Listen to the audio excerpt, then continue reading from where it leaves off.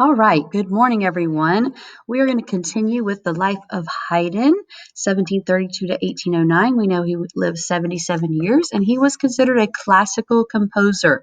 The word for classical is structure. They liked rules and balance.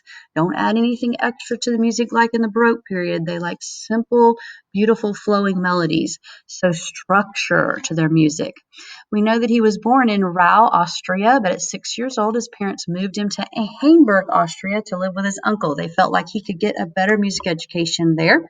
However, it was kind of sad because Haydn wrote about not having enough food and his clothes being embarrassing because they were dirty and torn.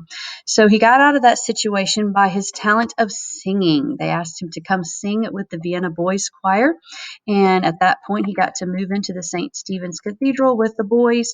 And he still had the problem of not having enough food, though, because he talks about that in his journals later on.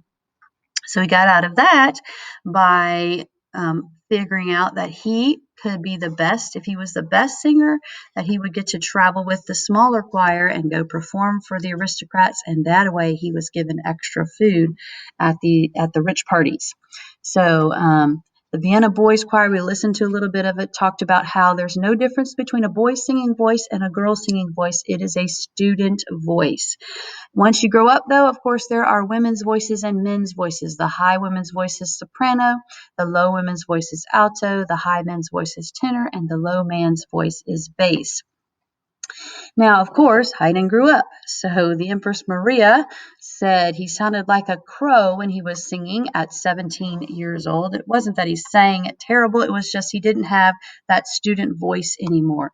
And also, he was quite the prankster. So, in fact, he cut off the hair of one of the boys. And at that point, they decided to kick him out of the Vienna Boys Choir. He was 17, so he had to make his way on his own. Now, he began by being a freelance musician, meaning he didn't have an 8 to 5 job, but he would just take odd jobs, like he would give private lessons or go perform at a party or play at the church. And even he was a street musician. He became well known as a good musician, so that some of the richer people became his patron even. So they would give him money so that he could continue doing music. Now, he did get a job with the Count at the Mortzen Palace. And at this point, he was the Kapellmeister. He was in charge of all the music there at the palace, and he had a little orchestra there. This is where he wrote some of his first symphonies. But unfortunately, the Count started losing money, and the musicians were one of the first to go. So Haydn lost his job there. Now, sometime during this time, Haydn did get married, but it's kind of a weird story, or it's weird to me anyways.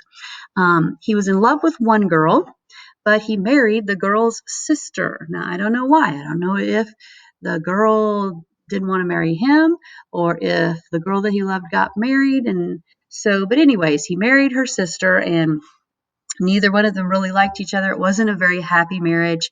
Much of the time, they didn't live in the same house, sometimes not even in the same town. They didn't have any children, thank goodness, but divorce was highly frowned on in that society during that time period. So they never got divorced because that was not considered a good thing at that point.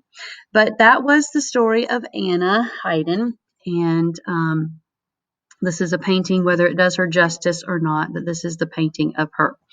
Now, a happy time in his life, well, Haydn finally did get a job at the Esterhazy Palace with the Esterhazy family.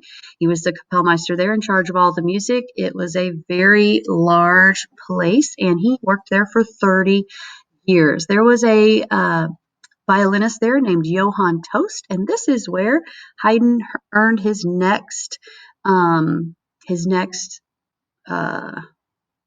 of it nickname. There it is, which was father of the string quartet, because Johann Tost was a great violinist and he wrote some string quartets specifically for him. So a quartet, remember, is 4, and in a string quartet there are 2 violins, a viola, and a cello. Now, this is a painting of Haydn. Here he is with his bow telling everybody what to do in the string quartet, and we're going to listen to the vivace section of a quartet called the Lark. It is part of the Toast quartets, is what they're called, because he wrote them because of that great violinist